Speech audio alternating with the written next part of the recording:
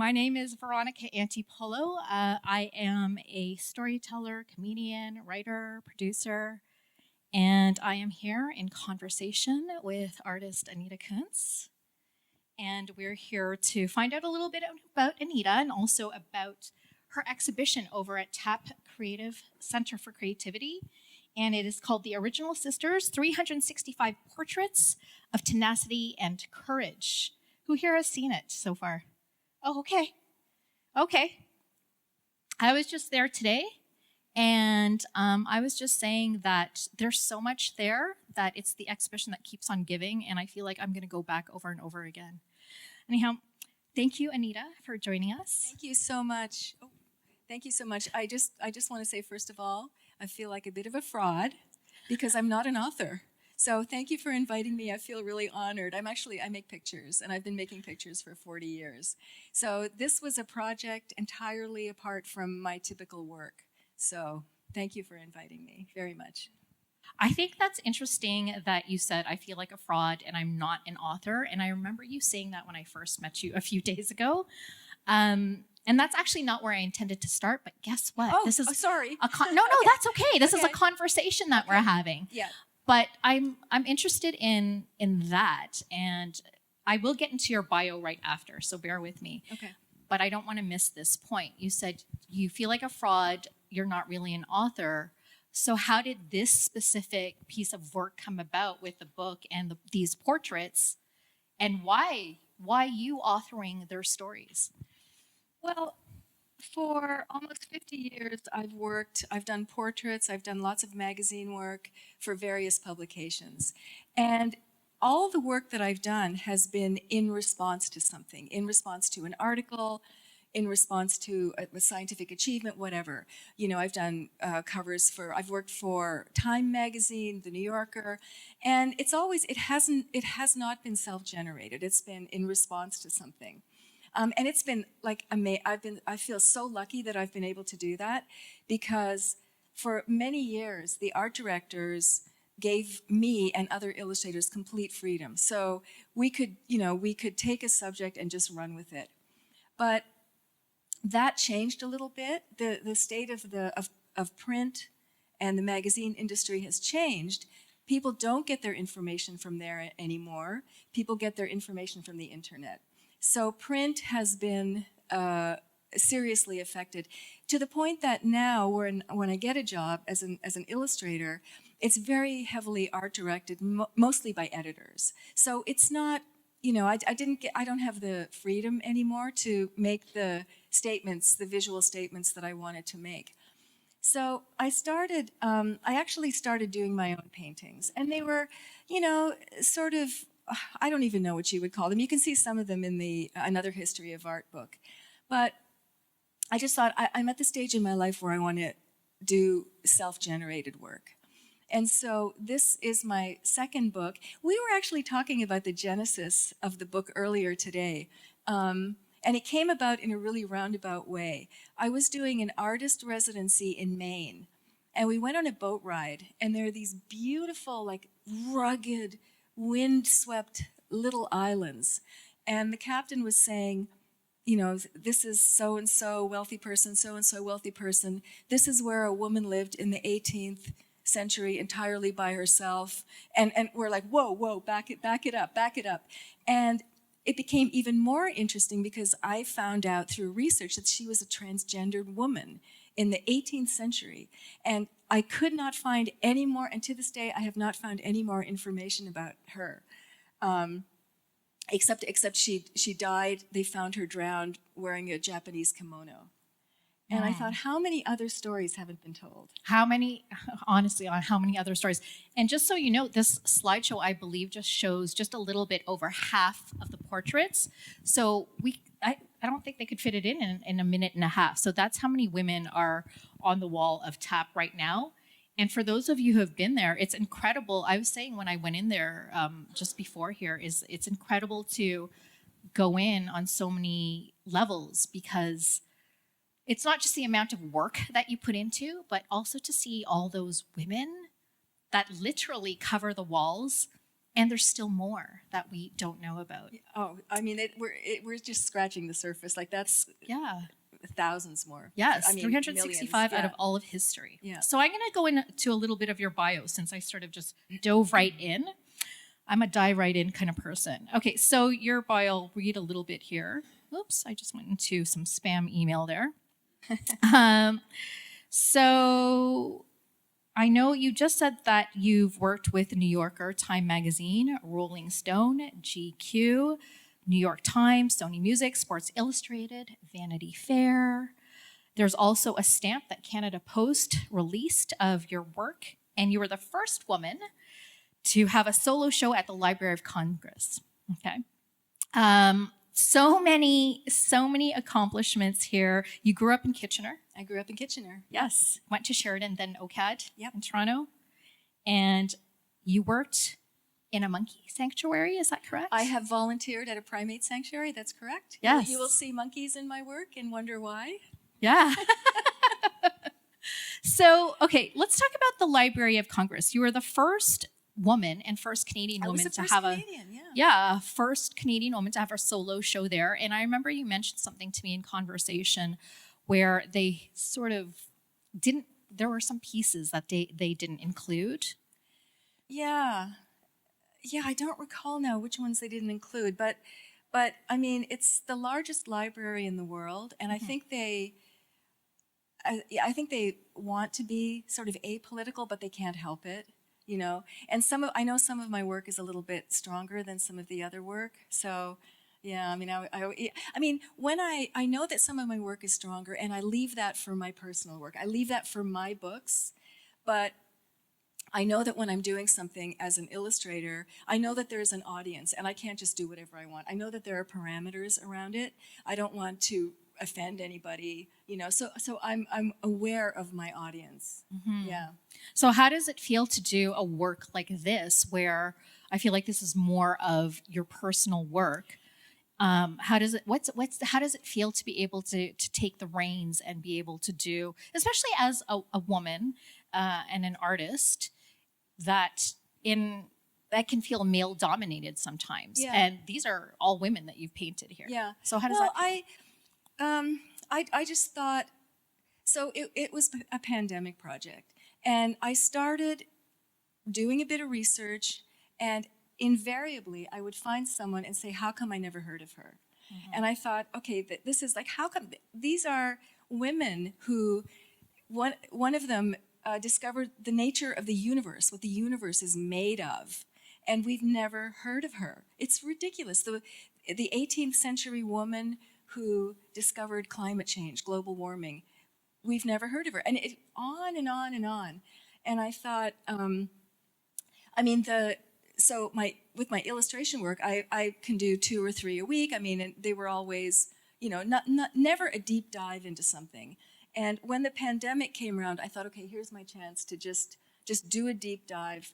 You know, I'll do 1 a day, and I'll research them, and it'll keep me busy, and it'll keep me occupied, and that's kind of what it did. But it's interesting you asked how it feels. I mean, so I did 1 a day, and then I put them aside, and then I did another one, and I put it aside, and it's only until I came to TAP that I kind of saw them all together, and I was like, what have I done? You know? So you did something incredible. Oh, thank you. But yeah, but this is the portion of the program where I have to thank everybody at TAP. I mean, Sandra and Sarah and Jack. I don't know where Jack is, but I mean, and the volunteers. I mean, okay. I mean, so I came there. I don't know how many shows how many pictures there typically are, but I came with 365, and I don't know. But the volunteers had it hung in like a day. It was truly remarkable. Anyway, so thank you. And anyway, so the way it feels is it feels really great. It feels really great, and it feels really great that people are responding to it in a positive way. I have to tell you that it felt really great for me too to go in and see that. I don't know if everyone else here agrees, but I purposely brought my daughter, who's napping right because I wanted her to see all those women up on the wall and see their achievements and, some of them trailblazers. So now that we're talking about this topic of trailblazers and rebels, now I read in, I think, a Forbes magazine article. So you mentioned that your uncle, Robert Kunz, Yeah. was an influence as you were growing up as a young artist. Yeah. And so you didn't think of inequality, which I think it's strange to say that, because do you ever really think of that? It's something you shouldn't even have to think about. Yeah. And you only realized there was inequality as a woman artist when you went out into the world. Can you give us a little bit more detail about that? I mean, so when I went to school, when I went to an illustrator's workshop, like the vast majority of really successful illustrators were men. And they were my teachers, and it was great, and they're incredible artists. And so when they're your teachers, you take their playbook. You sort of assume that it's gonna, that it's gonna apply to you too. And it's always kind of a little bit of a shock when it doesn't. And you're thinking, but I did everything. I did everything you told me to do. I've paid my dues. Why am I treated to a different standard? So and it still happens sometimes. I don't want to think it's because of my gender, but it is sometimes, right? But anyway, my uncle was a huge influence on me growing up, because he was the one that gave me the idea that art can make a positive change in the world, and that it can have meaning, and it didn't necessarily have to be something that matches your sofa. Like it can create change. I've actually, I don't know if anybody wants, when I come and talk to some students, I've actually put a PowerPoint together about how art can have power and how art can influence things for the better, and it can really change people's ideas and stuff like that. So his motto was art for education. And what he did is he illustrated textbooks, and they were the textbooks that we had in art school, so that was really cool. And he just did all of these incredible illustrations, meaning, we learned from them. He worked with a great education reformer, and but not only that, he did paintings and architectural friezes, and he was a consummate artist. So he was my hero. Plus, he was an environmentalist. He had a studio on a lake. He knew the names of all the birds. So the early environmental, like all of that, he was the entire package. So he was on so many levels. Sadly, he died when I was 13. Oh. Right. So I didn't get the whole, the whole experience, but certainly, sorry. So I'm looking at all these women on the wall, and I'm thinking, you've paid a tribute to them. You've told their story. Their story, essentially everyone will take away something from whoever they resonate with. And when I think of a trailblazer, especially of you being the first woman in the Library of Congress and all of that, I think, you know what? I think sometimes when you're trailblazing, you don't know you're trailblazing. You don't know necessarily that you're being a rebel. You are just doing what you have to do. What is the common thread through all these women whose stories you're sharing with us? What's the feeling you got spending each day with them? What do you think they were just living their lives and they thought, why can't I do this? And so they just set out and did it? Like what are your thoughts on that? I think they were doing the best they could at the time, just like everybody. There is no real, the thread is that they affected me in one way or another. Either I was incredibly saddened by their stories, or I was angry that they didn't get the respect that they deserved. So it was a bit of an emotional journey for me, and I thought, okay, I'm just going to make a really beautiful portrait of this woman. And so many of them were marginalized or not, not respected the way that they should have been. So anyway, there are two things I think I want to say. As I get older, I'm aware, you become aware that you're not going to live forever. And I wanted to start to do meaningful things and leave things. I'm concerned with my legacy, honestly. And I think when you get older, it becomes more of a, you're not as flippant as you used to be. And I don't really care as much about what people think as I used to. Yes. So it becomes something that, I have some projects I want to do. And yeah, because I'm not getting any younger. So there's something that you said there that just, okay, now when we just talked prior to this, I said, you painted each woman every day. Yeah. So you spent a day with them. And the way you described it, I said, well, it almost sounds like that you were having tea with them that whole day. Yeah. And you said in a way it was. In a way it was. I had a whole bunch sort of in advance, and then I would pick one and, do the research, look at the research, Encyclopedia Britannica or whatever sources I had, and learn about them. And it kept me occupied. And it was really strange to do them through COVID, because what some of these women went through, and, we're complaining because we had to stay home. And where, it just made me just admire them even more. Anyway, so, but yeah, no, I felt like each day was a tribute to this one woman. So after I did the research, then I just did, I deliberately made them all the same size, hoping that someday there could be a show. And I deliberately made them smaller because I knew I could do them in a day. I just wanted to, because there were so many, I wanted to just get moving already. And then painting them. There's something kind of, intimate about painting someone's portrait. So, yeah. Now, was there any of the women that you had tea with during those 365 days? Was there any one or two that really resonated with you? Yeah,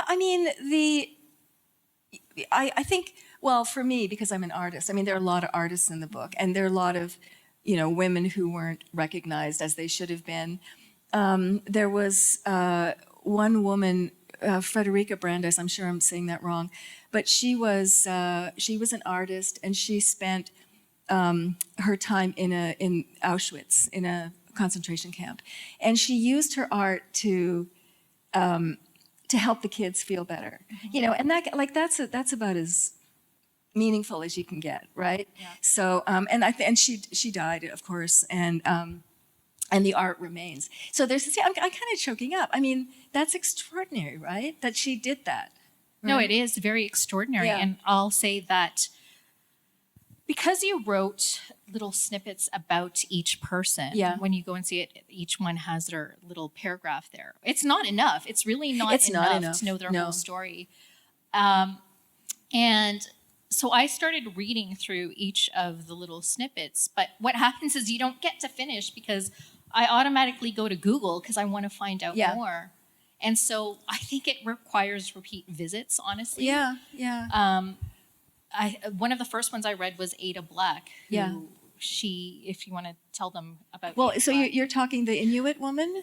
Ada Yes, Black, yeah. yes. Well, actually, somebody told me there's a movie about her now. Oh, is there? Yeah. So she was a young Indigenous woman, and her son was really ill with pneumonia, and she was impoverished. And so I think the son was in an institution. So she went on this, she was hired to go on this expedition. These men I can't remember where it was. It was in the Arctic. Yes. And these men wanted to claim the land for Canada. For Canada. Anyway, so she went with them, and they one by one died, and she was left alone. I think she was left with her cat. Yeah, she was left with a cat, 23 years old. Yeah. And doing it because she needed the money. She needed the money. She was entirely by herself. Can you imagine? Entirely by herself, And anyway, so she was eventually rescued, and she was able to provide, for her son. Yes. But it's that kind of extraordinary resilience. Yeah. Right. That I think a lot of the subjects have. This, just being handed this, terrible circumstances, and what do they do with it? It's remarkable. Yeah. Resiliency is a funny thing because you don't ask for it. It's just in response to stuff you go through. Yeah. Yeah. So I think it's not only is it's incredible to see all those pieces and see and read all those stories. I think it's important And I think what I want to ask you is, besides being a large piece of work that you took a year to do, what is the importance of showing this exhibition to everybody, with sharing it with everybody? Why am I dragging my sleeping 9-year-old to the exhibition first? What's the importance of everyone knowing about these women? The information of women in history is so disjointed, and it almost feels like you have to search for it. Mm-hmm. You know, it's not, and again, it's, you know, half of these women I never heard of. And my book, the extraordinary writer Roxane Gay, who wrote I mean, I can't believe she did that. She's like, and she hadn't heard of half of them either. And she's this, you know, New York Times winning feminist author. And, you know, that's crazy. That's crazy that we don't know this, that we didn't, you know, and we're in Canada. We have a pretty good education system. How come we didn't know this? So anyway, I've completely forgotten your question. I'm going off on a rant. But anyway, I was saying, why do you think it's important that we see these women and their stories? Why? I think it's important because I think that women throughout history have played critical roles in, you know, in our development, and I think it's important. You know, it's funny. Usually, I mean, most artists I think we're introverts and we spend most of our time alone and all that stuff. And so when we go out and we have shows, it's a little, you know, you're a little shy and all that stuff. But I'm not shy about this show because this really is not about me. This is something that I wanted to do. Like, you know, like I want this show to travel. I would love more people to know about this. Like this was done as a labor of love. This was done almost as a thank you. And I just think more people should know about it. You know, I think it's, you know, maybe it'll be the start of a new genre in publishing. Maybe it'll be, you know, I don't know. I don't know where it ends, but it's a beginning at least. Yes. I think it's important that it does. There's a lot more than 365 women.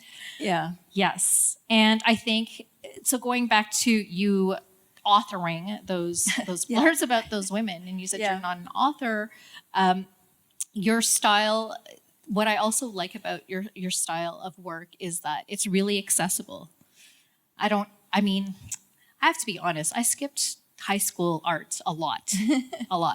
And it was really accessible for me. And it when I saw the story, it drew me in further. So I would read the story, and then it was almost like I had to, and then Google, of course, because I had to find out more about the woman I was looking at. And then it's almost, I don't know if it was the same experience as when you were painting them, those 365 days, but I almost looked at their portraits more carefully. And almost in self-reflection as well, as in, what is the importance of all of this, and why do we need to resurrect their histories if they're already forgotten? Yeah. And so, honestly, thank you for that. It's something I've been thinking about the whole week since I met you. Well, I mean, I think if you're anybody here who has trained as an illustrator, it's a little bit different. It's a different skill set than if you're like an artist. If you go into a fine art area, I mean, it is a different skill set. You have to be able to make your point quickly. You have to work quickly. I mean, you know, when I was doing like time covers, for example, you have a day. You know, they call you. You put everything aside. You know, you're like, oh. Sketch, and then they at 10 o'clock at night they approve it, and then you work all night, and then the FedEx person comes, and you know, so I think we as illustrators, I mean, we have to work quickly. That's part of the job. So there's that, and also if you're working for print, if you're working for a magazine, or if you're doing a poster or something like that, you have to get to the point. You know, you can't. You know, like when I do fine art, it's fine. I can meander, I can do whatever I want. But if it's in print, and if it's something that is making a point, you have to know how to simplify. And I think, and a lot of people are saying, how did you do one a day? Yeah. And it's because I'm an illustrator. You know, I've had decades of being an illustrator and being, you know, knowing what's important. In this case, like most of my illustration work, I get way more into like hands and stuff like that. But that was not important here. What was important to me was diversity, history, and simplicity, and also making them colorful was a deliberate choice because it wasn't just for one audience. I wanted kids to think I wanted kids to think that these are some cool stories. There's a pirate, there's a lady bank, they're cool stories, right? So I wanted it to have a wide appeal to a lot of different people. Yes. Yeah, so all that stuff was deliberate. And when you walk in, there are two very recent additions, right? Yeah. So Yeah. do you want to talk about how we came to those additions? For those of you, you'll know, Masa Amini has been added and Maria Primachenko. And I think that how recently were they? I mean, it had to be fairly recent. Yeah. So the collection spans literally from the beginning of time, from the cave paintings that anthropologists, scientists now believe were often painted by women by examining the handprints. So it's like literally from the beginning of time to very recent history.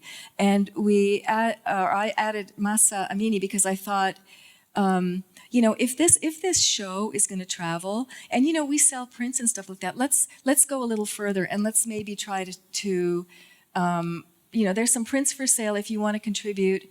They're going to go to an Iranian charity. So we're going to try to, since we're doing this, we might as well try to do something good out of it. And Maria Primachenko, I think I did her I think I painted her a few months ago. And she was a very famous Ukrainian artist. And I read that most of her works have been destroyed by the Russian forces. So that will go to. I asked a friend what a good charity would be, and she's Ukrainian, and she told me a good. So yeah.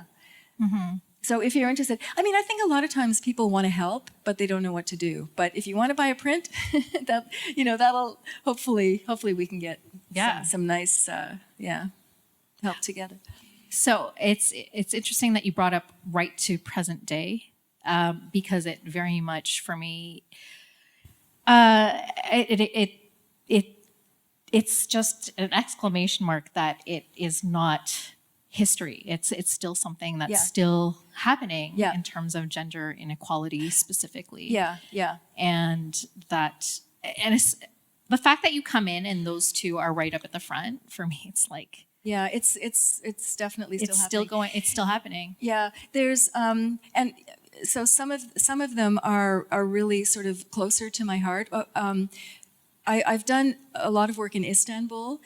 There's a cartoon competition, and I've gone a few summers. And there's an organization there that builds dormitories in the country so that fathers will send their daughters to school. Otherwise, they don't get an education. And since I started going there, it's really cracked down. One person 1 year invited me to do a workshop, and he's in prison. They've imprisoned him. There was a whole roundup of journalists, right? So he's a nice man. He was first sentenced to life. He's got a couple. And so I have a special place in my heart for Istanbul. And Ebru Timtuk is one of the women who she was a lawyer for a lot of the journalists who were rounded up and are in jail for decades. And she was a hunger striker, and she died recently. So she's one of the women. So, that's bravery. No, it's definitely. That's against a powerful regime. Mm-hmm. Yeah. What I think I'm going to do now is I feel like I want to see if anyone has some questions just for a few minutes, and then we're gonna come back to this. You have a question?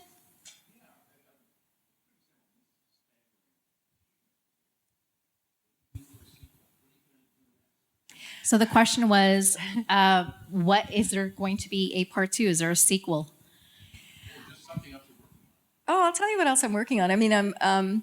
So right now, oh boy, I have another book coming out. It's about the female gaze, and that it's a series of nudes. It's going to be very naughty. That's coming out next year. That's all I'll say about that. And then right now I'm shopping around another book that I've compiled a lot of my paintings, and I've written sort of fables about them. and they're little, like when I was a kid, I loved, Struwwelpeter, like those little morality stories, like creepy, creepy. And then I loved Night Gallery and what was it, Outer Limits. Like I love these little tiny stories and that have a morality, that have a message, right? So that's what I've done with this other book that I'm trying to shop around now. And they're like little, it refers to, the oceans dying. Like it refers to things that are going on right now. And how we treat the planet and how we treat animals, like all that kind of stuff. So they're all there, and they're veiled references from my past too. So that's going to be a harder sell, I think. I don't know, because it's a little weirder, but we'll see. Yes, you have a question.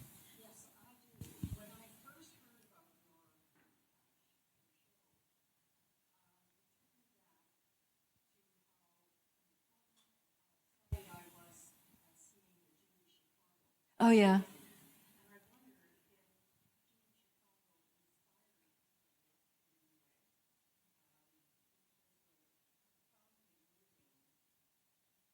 Did you see the show? I never saw the show. So it was incredible, right? Yeah. Yeah.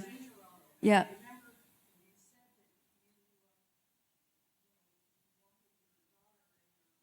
Friends, Yeah.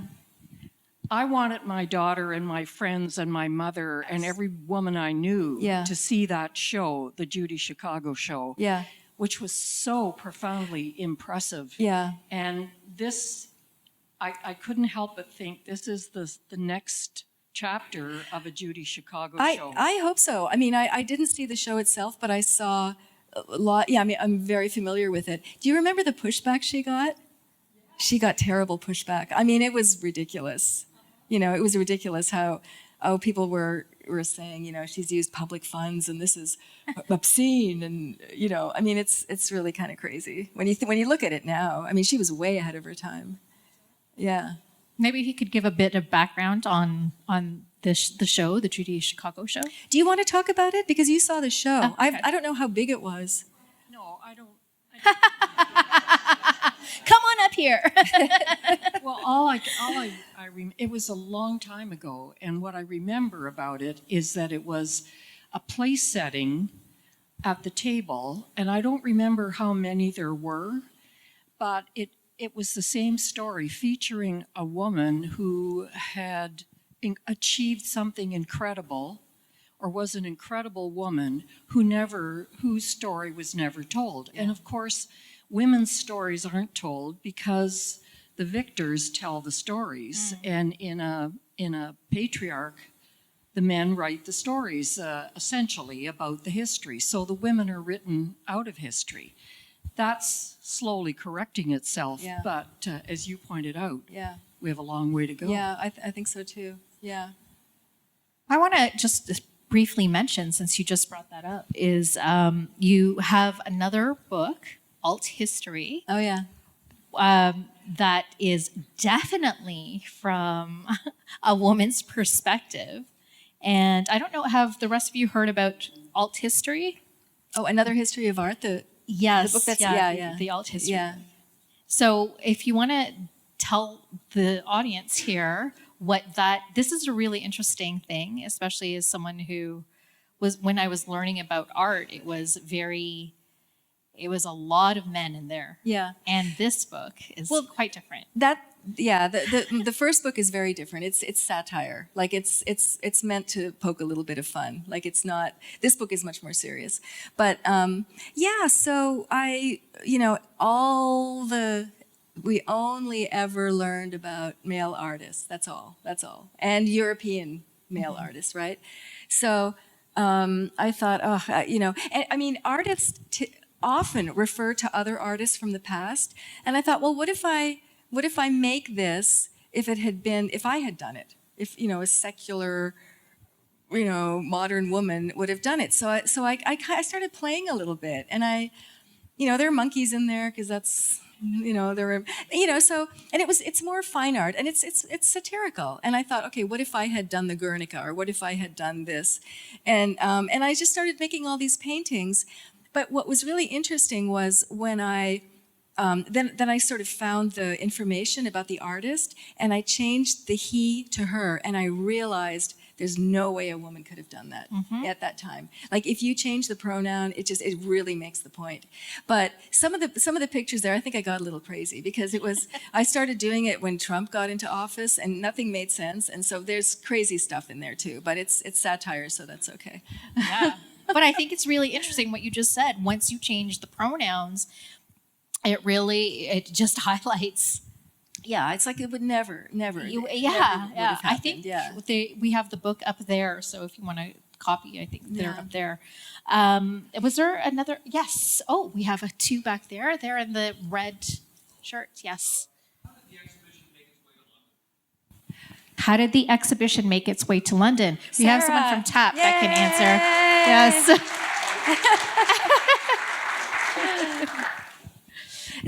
Sarah Legault, am I saying that Yes. right? Who you just moved back to London a little while ago, right?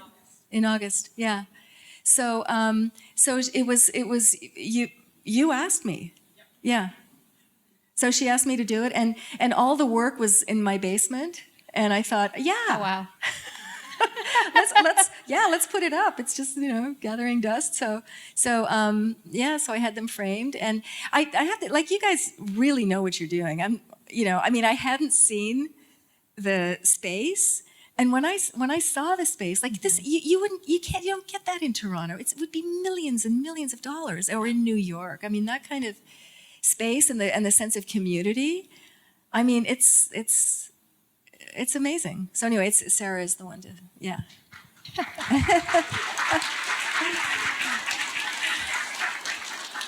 I was saying that if there was a cafe there right now, I would probably go back there every day just to center myself, because there's nothing like being surrounded by all these. It's literally, they're surrounding you. And it feels like my own personal cheerleading team from history. Yeah. Yeah, they seem to be coming right at me, which I love. I think there's another question. Yes, there you are.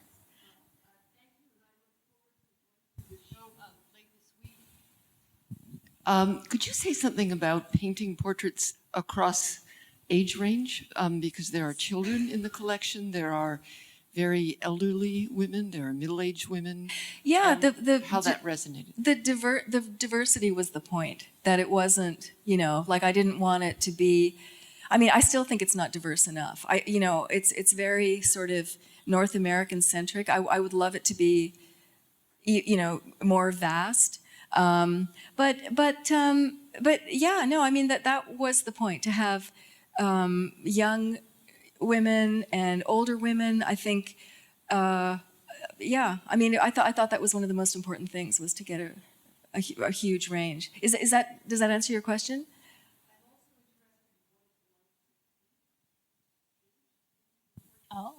Oh, it's so much better. It's so much better. When I was an illustrator, or well, I still am, but when I was doing, like, the hardest thing to illustrate was like a beautiful woman like Cindy Crawford, because there's like, she looks like a doll. Like it's but as women age, there's so much more character, and it's way better to paint. Like, honestly, I don't know. I think other artists feel the same way. If it's so sort of homogenous, I don't know, it's just not that interesting. No, the more character, the better.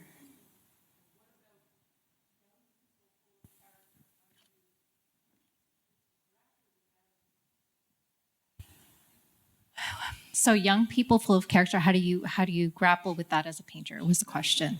Yeah, I mean, it was really not about me. Like, it was really about trying to make them as much of them as possible, like to get the likeness as close as I could get, and have something about them. So it was really informed by what I learned about them, and what I saw in the photographs or whatever. So it was not, it was me trying to tease something out of the information that I had. Yeah.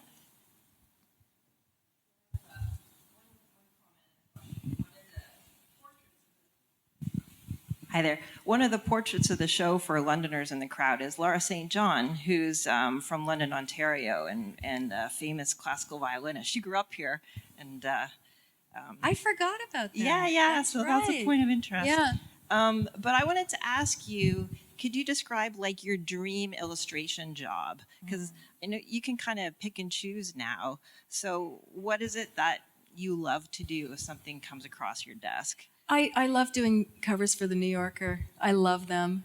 I mean, the covers editor is Françoise Mouly, and she's married to Art Spiegelman. I mean, they're such a cool couple, and she's, you know, like as print kind of gets less and less effective as a medium, the New Yorker is still going strong. And you know, how can you not love a magazine that publishes 52 cover, you know, artworks a year? Yeah. So she's, you know, she gives artists just complete freedom.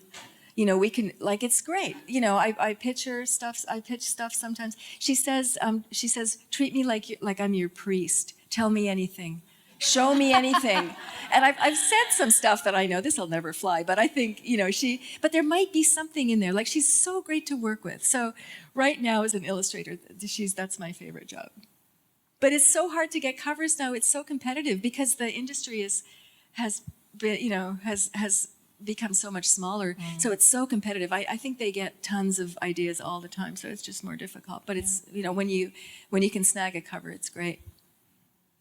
Now, that question about painting women who are older actually just brought to mind something, because you had said something earlier about, you know, as you get older, you just don't care anymore. You're just going to say what you want to say. And in a few months, next year, I will be approaching the 5-0. And I find that as I creep towards it, I used to be like, yes, I'm 42. Yes, I'm 45. And then all of a sudden I'm at 49 creeping in. And I'm thinking, I don't know if I want to talk about this anymore. But what's interesting is that as I've aged as a woman, I'm shedding all these things that were expected of me. And now, in retrospect, realizing that there was a lot of expectations of me, and I conformed more than I thought. And so I would like to know, I guess maybe on a personal level or even from an artist's perspective, what did that happen to you? Do you feel like that there was a shedding? That's such a great comment. I mean, you know, so I grew up in Kitchener, and it was a lot different then. Like, it was, I don't know. I feel as though I grew up in a very kind of religious, you know, like I had to be a really nice girl, never make waves. I didn't have any opinions. I had to have other people's opinions. We were, you know, religious. Like, it was, and it took me going to art school and finding my own way. And the great thing about not making waves when you talk is you can put that in your art, right? And I remember my early work was pretty dark, right? But sort of getting away and sort of trying to come into my own and finding out it's okay to, you know, be angry and put your stuff in your work and stuff like that, right? But it takes a long time to do that. Like, it really, because if that's how you grow up, and you have to always be nice and always be kind, and you're not allowed to be angry ever, or, you know, it takes a lifetime to shed all that stuff. And I still get, you know, upset when people, you know, misunderstand what I'm trying to do with my work or something like that. Like, you know, yeah, it's been a lifetime of thinking it's okay just to do this stuff. So when you painted all these during COVID, during the lockdowns, the first year or the second year? Well, I'm trying to think now. I think it took 2 years. Okay. Because, and I had some illustration work in between, so it wasn't like every single day. Yes. Like, I had jobs to do too. So it was about maybe closer to 2 years. Because I feel like the lockdowns got very introspective. There was points of where, I know there were times where I was just like crying, why are we here? Yeah. Why are we doing this? So I can just imagine if you're you're painting portraits of these women, and some of them you said sad, some of them made you angry. Yeah. Do you feel like there was a heightened sense of all those emotions while you were learning about them? Yeah, probably. Yeah. Probably. But I was also pretty scared. Like Yeah. that was scary. Suddenly there's an airborne virus and people are like, we lost friends, like that's scary, right? So I think it just it just kept me from going down the well of like being like really terrified, right? Anyway. So were you painting your friends in a sense? Well, I painted Lara. She's a friend. I guess, yeah, I don't know. Yeah. I haven't thought about it like that. I should put more thought into that. I mean, for me, it was just something, it didn't feel like every day was a waste. Huh. Because know? I feel like when I will have the book in my hands to keep, I almost feel like I would refer to that depending on the mood, like going to a Yeah. different woman Yeah. to almost like my new astrology. That's what I'm going to this book to see what's Yeah. going to get me through the day. Yeah. And so I was just interested in how that impacted you, because I almost feel like when you look at these portraits, I can feel the energy coming off of them, that there's something else Yeah. behind it. Yeah, I guess Yeah. so. Yeah. Yeah, for Yeah. sure. But, again, as an illustrator, typically doing these jobs, doing one job, getting really, really into it and then disconnecting. Yeah. Like that's what I've been doing. So with this, like I spend one day and I do it and I'm tired and then the next day I wake up and then it's the next one. So it's a whole multi-tiered experiences with every single one. No, that's Yeah. really interesting to me. There's a question way up there. Biography of all these women. Did you find that transformative passion to come through with empowerment rather than be held back by the social mores of the time? So what did you discover when you were generally of the searching for their stories of did they come through with that empowerment because they believed in something strongly and they were not afraid to be their own person? I can't say that. I don't know. They all were very different. They all had very different lives. So it's really hard for me to know that. To know. I think, like I said, everybody was just doing the best that they could in the circumstances that they were given. For them? Absolutely. Absolutely. Some of them were in unbelievable situations. Absolutely. Yeah. Oh, there's a question there on the steps. Hello. I enjoyed this show. I was wondering, how did you pick which women to paint? That's an excellent question.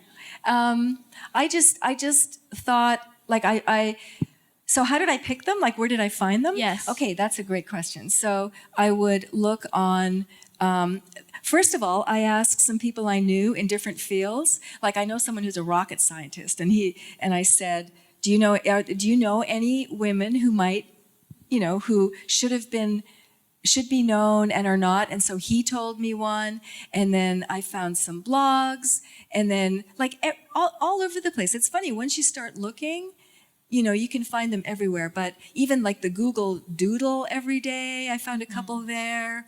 And I don't know, just once you start looking, like once you kind of open yourself up, everywhere and anywhere. That's a great question. Thank you. That is a great question, because Yeah. what do? Do you Google women who aren't in history? You can't find them. Yeah. And there's a question Yeah. there in the white shirt. I just wanted to know what your process is, Anita. You pick up a pencil, and where do you start? Like, how do you do it? It's amazing. Well, I mean, yeah. I mean, I draw the face, and then again, as an illustrator, you have shortcuts. Like I've learned shortcuts over the years, just because there's no time to like really meander through the painting. So the first thing is just quickly outlining in pencil the face, and then trying to figure out, and again, there are no hands. It's really not that, they're so simple. The face goes there. The face Says you. The face goes.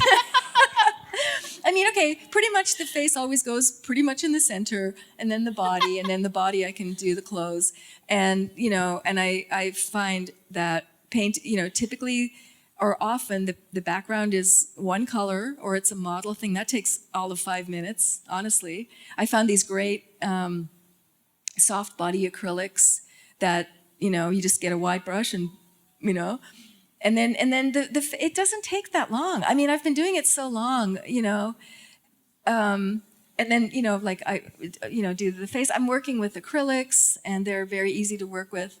And then usually the last thing was trying to figure out the typography. And I haven't done any typography in a long time. I really like doing I thought I should do them more as like, that they could stand on their own as little mini posters. And actually that was one idea at the beginning, to have maybe like a disc or something at the back with high-res images that schools could print them out. Oh, yeah. I thought that would be a great idea. But then COVID happened and all the schools closed. So the timing wasn't great. Yeah. Yeah. Yeah. I mean, you make it sound so, I think, first of all, you're being way too modest. If I drew a circle in the center of a piece of paper and put a body, it would not look anything like this. But I think maybe, I'm just going to take a guess, and it's something that I thought about too, is that there's something in the portraits that seem to capture, and I think you said it back there too, there's just, I feel like you've captured an essence about each woman. And it's not just their physical characteristics. I just feel like looking at them, reading those stories and looking at them again, I don't know, somehow you've captured them. So I think in terms of the process, not just in putting a circle in the center of a piece of paper, is there something that, I don't know, is there something about the stories about these women, or even your process, what is it that you take from the stories that you illustrate for, where do you start from that? Well, I mean, it is entirely informed by the subject. So Hannah Höch, I think is her name. She was a Bauhaus, sorry. So I looked at Bauhaus, and I looked at the typography that they would have used, and I looked at, so I tried to integrate the typography in a way that they would have, so it's all, looking at things that they would have come from. So again, the subject informed what it was going to look like. And sometimes the colors are just totally random. Like sometimes I thought, okay, let's try purple, and really didn't make any sense. But I thought, okay, well, at least I'll have a nice color palette if it ever becomes a show. Yes. At least there'll be a nice. Yeah. Which it has. It has become a show. By the way, I just want to quickly mention that TAP is going to open right after this and will remain open till 6 p.m. if you want to run over there and take a look at the exhibition again. And I think, yes, there you are in the green. Oh, thanks. Just as a follow-up, you mentioned that there's a scarcity of print, but can you talk a little bit about why you haven't gone to the digital side? Because I think, just to follow up on some of those other comments, just the level of difficulty of incorporating that typography by hand as opposed to doing it digitally. I like doing it. I mean, it's as simple as that. I never really got into, I like that it's something tangible. I like painting. I mean, that's it. I think digital technology is insanely amazing. I mean, the students, I see what students can do with it. AI is like blowing my mind. I think it's I don't know what happens in 5 or 10 years to my profession, but the technology is astonishing. But for me, I'm old school. But I think that comes through because sometimes digital doesn't have that sense of soul, which I think your work definitely has. So that's my opinion anyway. Well, thank you, but I think that's exactly my point. Like, I like that the human hand has touched it. I think that like even my best students who do the most incredible things, it still doesn't feel, like when they're showing their work. So, but that's just me. I mean, I'm just not that good at it. Yeah. Yeah, sorry.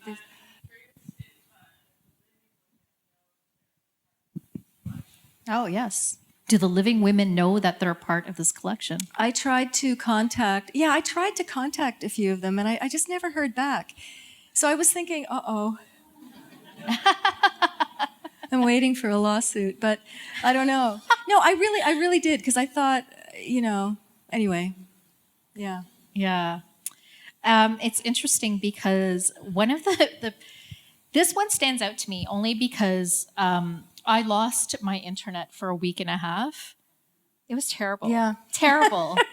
And one of the ones Yeah. I just want to point out really briefly is Hedy Lamarr, who I only knew as an actress, was basically is the person who is responsible for our Wi-Fi, our GPS. I wouldn't be able to make my way through the streets of London because I've only been here a year Yeah. without Hedy Lamarr. And I think it's interesting that there are a lot of women in this collection that are recognized for something else. Yeah. Yeah.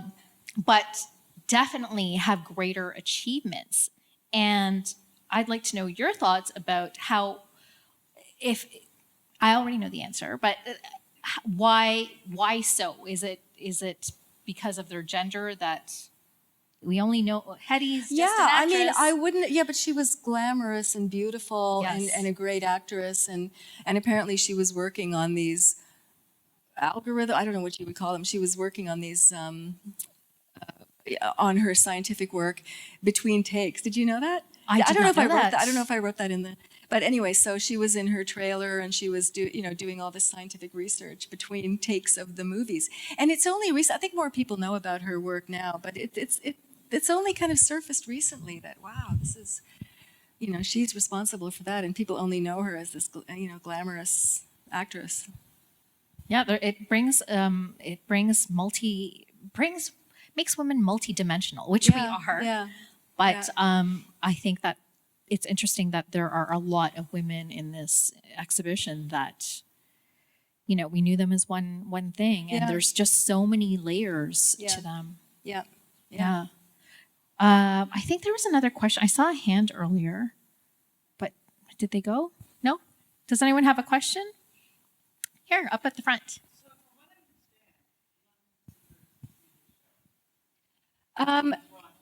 Not exactly.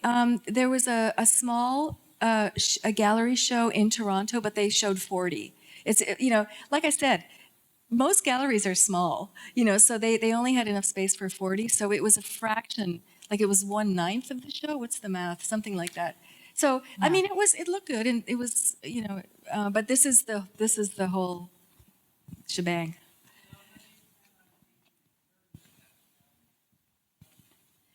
It's yeah, sorry. Go Yeah, ahead. and I'm just going to repeat the question for those who didn't hear. How does Anita plan to take it further to other galleries? It's difficult to show in galleries because they want stuff that sells. They want to make money. So, and I want to keep the collection together for now, at least. So I'm looking for some kind of a permanent home for it eventually. So I have some sort of initial feelers out. So we'll see. But I kind of don't want it to sit in some musty storage space somewhere. I think it's a living, breathing thing, and I think it keeps. It keeps changing, and I'll keep adding to it. And by the way, there's some, like I didn't have a team of historians. There are some mistakes, and if anyone finds one, like I know you found one, like there are, I mean, Google and and even Encyclopedia Britannica is wrong sometimes because it wasn't written from the perspective. It was written from a different perspective. So anyway, the whole thing is like this organic thing. So yeah, I'd love to somehow to figure out how to travel, but this is definitely the debut. Yeah. Well, it's an honor for me to show it here. I'm really happy. It was sitting in my basement. Now, you just mentioned that there were errors. Obviously, Google is not, there's so much information on there, you're going to find things that contradict. Were there any women in any of these portraits that their history was so forgotten that you had trouble finding the information on them? Well, the really early ones, yeah. I mean, and I even say, little more is known about this person, but there was enough interesting material there. But it was interesting so the labels that are up here on the show are the ones that I came up with. And when the book was published, the editors just went through it, and they found some mistakes. But it was interesting to see what editors did with the book. They were very, very conservative, in my opinion.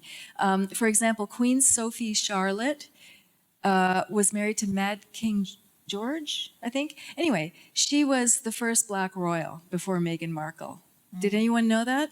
And she, there is no doubt, she was. Yeah, I remember seeing that. Right? Yeah. And you can see etchings of her from the day. I have a friend who's an African American, like a Black historian, Rosemary Sadler. I don't know if you know her. She started the Emancipation Day in Canada. She knows everything. And I consulted with her, and she said, "Yes, of course, Yeah. Of course she was Black."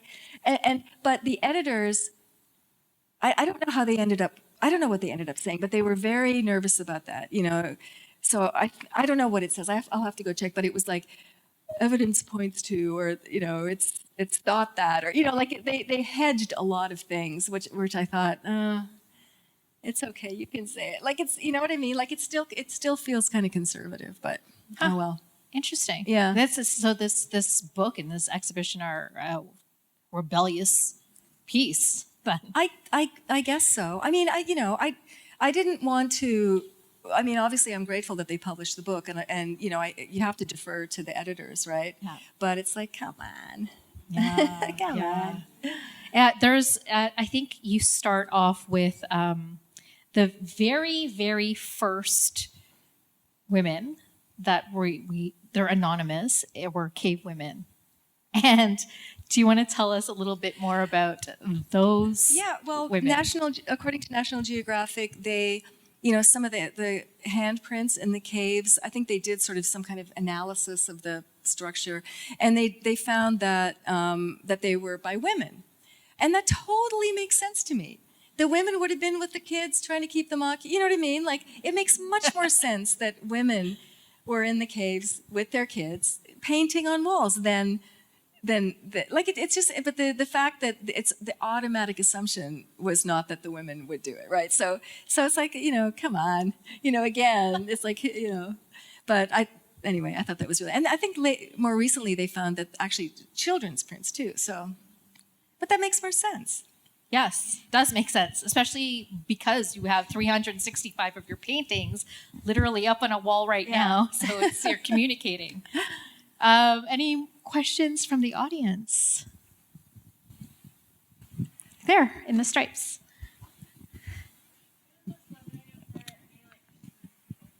It's really bad for my social anxiety. I'm just wondering if there's any currently working illustrators and women who you feel inspired by in recent years? Well, I mean, there are some in the show that I was completely blown away. There's an incredible portrait artist that I never heard of, whose work, and I'm still finding incredible women who weren't in the curriculum when I went to art school. So when I went to, I went to OCAD, and then I went to, I did this illustration workshop in New York, upstate New York, and it was it was only male illustrators. And one time they brought in a woman for a couple hours, and she's a great illustrator. She's really amazing. Her name's Barbara Nessum. And she's been working for years, and anyway, but no. But the short answer is no. There weren't that many. I can't. I looked at the history of art. I looked at the European artists. I did the trips to Europe, and I went to the museums, and I just don't. There weren't any. there weren't any. You know, now, I mean, I've discovered some now, and I think now there are some who are getting acclaim, who are being discovered, and but anyway, yeah. Oh, are there?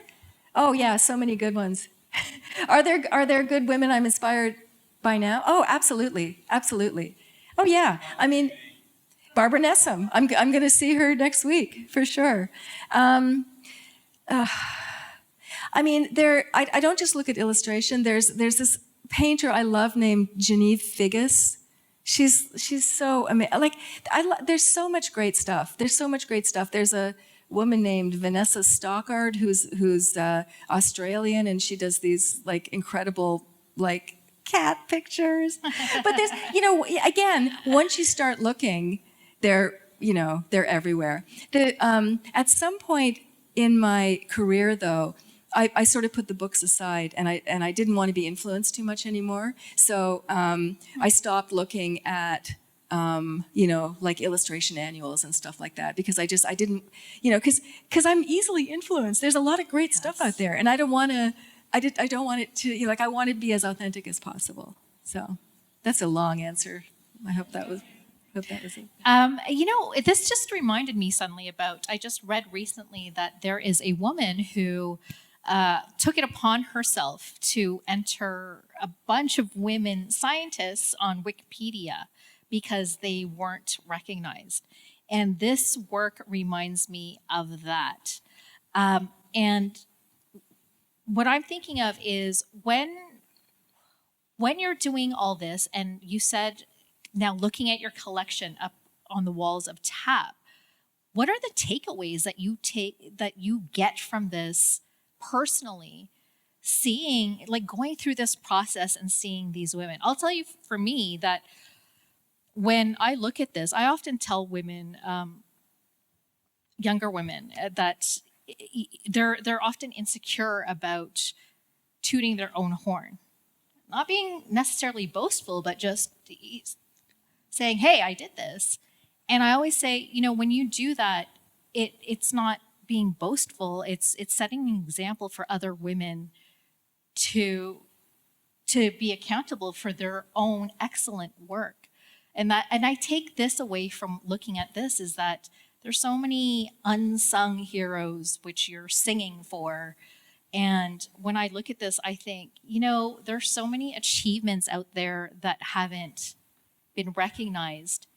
And it would almost be a dishonor if I didn't recognize my own achievements. Yeah. Yeah. So what would be your takeaway from this whole process? I don't know. It's still, I guess I still struggle with it. Like, and that's why I keep saying it's not about me. It really, because it really isn't about me. Mm-hmm. I mean, my own work, my other books, it's harder. It's harder for me to talk about, but again, it's not about me. I feel I'm really, really pleased that people are responding positively. I got to tell you, it's not in the arts. It's not easy. Like, there's a lot of rejection. There is a lot of rejection. There's there's not always good feedback. I mean, a lot of stuff that, I would do something for a magazine and I'd get like hateful mail. So I'm always a little nervous. A guy sued me for my first New Yorker cover. He said I stole his idea. I never heard of this guy. He sued me in Manhattan Civil Court for 4 years, and we won because I didn't do it. But I'm always a little nervous, so I can't fully exhale because I'm waiting for the shoe to drop sometimes, because there have been bad experiences. Yes. Yeah. Now, from reading all the stories that you've gone through, was there anything that you took away personally, though, from learning the stories of these women that you now carry forward with you? I just sort of, I mean, when people ask for, advice and what can I tell young artists? And it really is nothing more than just, learn from your mistakes and try to put one foot in front of the other and just do the best you can. And illustration is not just about, I've done a lot of work with artist rights and copyright and making sure artists are paid fairly. Like I was on some boards and stuff like that. But it's also for me, it really is about being a conscientious citizen of the world and doing. It's like the Hippocratic Oath, like do no harm. The great Milton Glaser, the great designer Milton Glaser said, "Do no harm." And I feel like, yeah, that's it. You know, whatever you can do. You know, there's some crazy stuff going on in the world. If you can help, if there's any way that you can make things a little better, I think that's, if as a student, and also if you're young and if you want to go into the arts, there is no shame in having a job and trying to, like, it's because it's hard. The arts, it's a difficult area. You have to really want to do it. Yes. Yeah. You have to really be a little crazy. Obsessed? I don't know. Yeah. Addicted? I said crazy, but maybe obsessed is better. Okay, we have about 10 minutes left. So if there's any more questions, hi. I have a process question about typography. How did you go about laying that out? That seems like a pretty big job in itself. How did you research the typography for the piece? Yeah, I mean, So the question was about the sorry, typography and the process of doing it for each piece, because it's a lot of work. I always started with if they had a signature, because I thought that, so I looked at but a lot of times, especially with the older ones, so if there was a signature, I used that. But also, again, like, there's one, Michael West, the artist, and I looked at her work and it was very black and I thought, oh, okay, I can do that. So I kind of looked at her work and I kind of, I sort of did that and I'm not used to doing that. Usually I'm a little more careful, but sometimes it's like, okay, no, that was her work. I have to do the type like that. Other times they're just, like Helvetica, like regular fonts, and I just use tracing paper and try to space them properly. Again, the process is, before this project, I was using tubes of paint, and I always had trouble with it, but I found these crazy soft soft body acrylics. Do you use those? It's like butter. It's so great. So anyway, so that helped a lot, using materials that weren't fighting me all the time, using the materials that I was familiar with. I didn't do any experimenting really in these. That's for other work. I wanted to make sure one a day. I tried to do one a day. Over there or on the steps.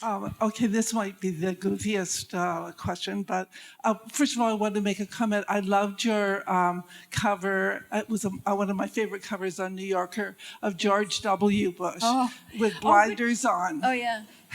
And I just thought he didn't deserve such a fine portrait. It's beautiful.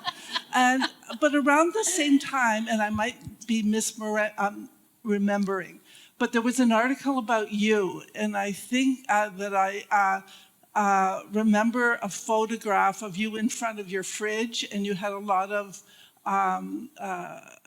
magnetic stuff on your fridge. Do you have a lot of illustrations on your fridge? Oh, yeah, I think I do. Or I think I did. I think I have less now. Oh, maybe this is years ago, obviously. But I identified with you because my fridge was about to topple over, and I said, "She doesn't." Yeah. Anyway, this is the crass part. I think it would be great to have a few of the reproductions on a magnetic thing, so I could take home to my fridge. Okay, we'll see what we can do. Topple her fridge over. The merge part. So I'm presenting that not as a question, but as a suggestion. Okay, thank you. It's so beautiful. I want to say something about that George Bush cover. That was after September 11th, and there was nothing.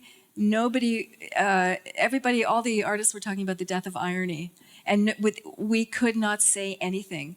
We could not say anything because George Bush said that you're either with us or you're with the terrorists. So there was no political satire for a couple of years. So the fact that the New Yorker ran that critical of George Bush, I was shocked that they did that. But they did, so good for them. Any more questions? Yes, in the white shirt. I love movies and theater, and I can certainly see this story, being a really good movie. Couldn't you see it? The way you're talking about how you research everything, how you do them.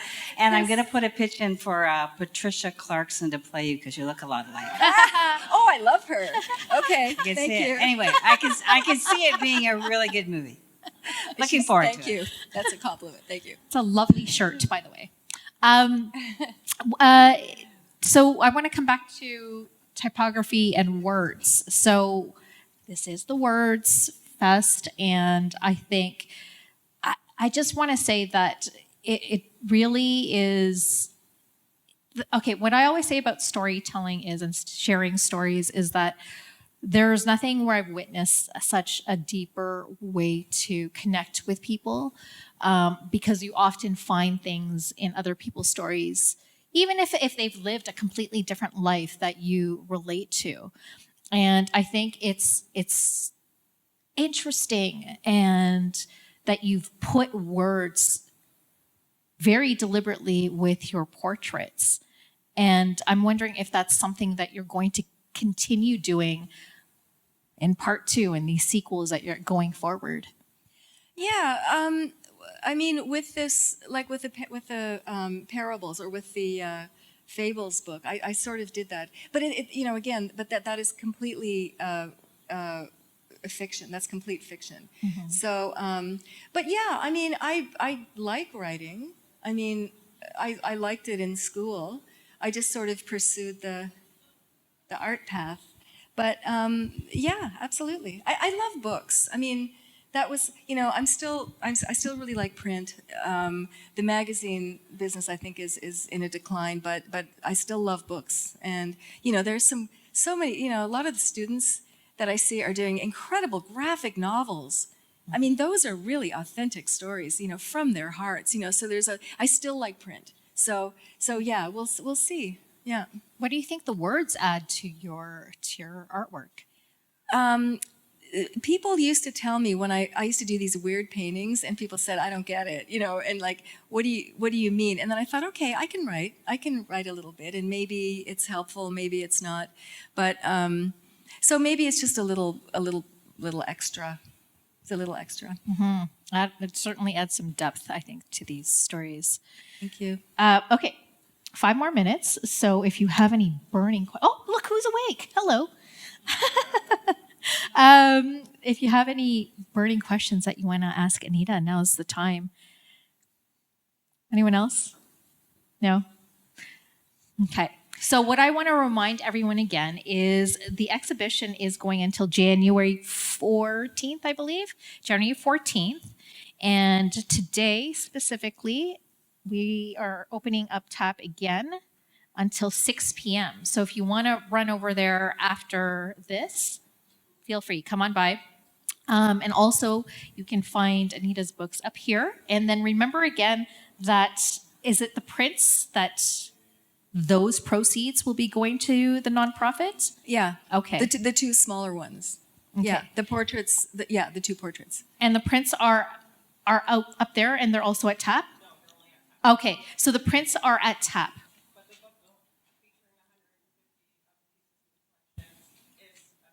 No. So the book featuring 150 pieces of the collection are up here. Okay, so prints that are going to the nonprofit. What's the nonprofit again?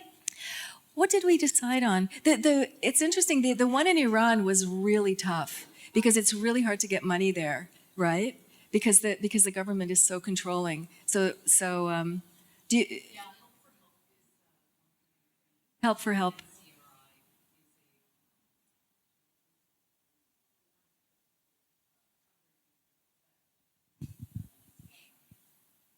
Was that Help for Help? Okay. So yeah, so the prints going to the nonprofit.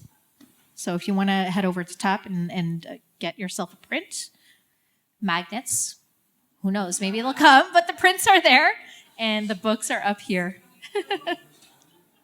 Wait a second.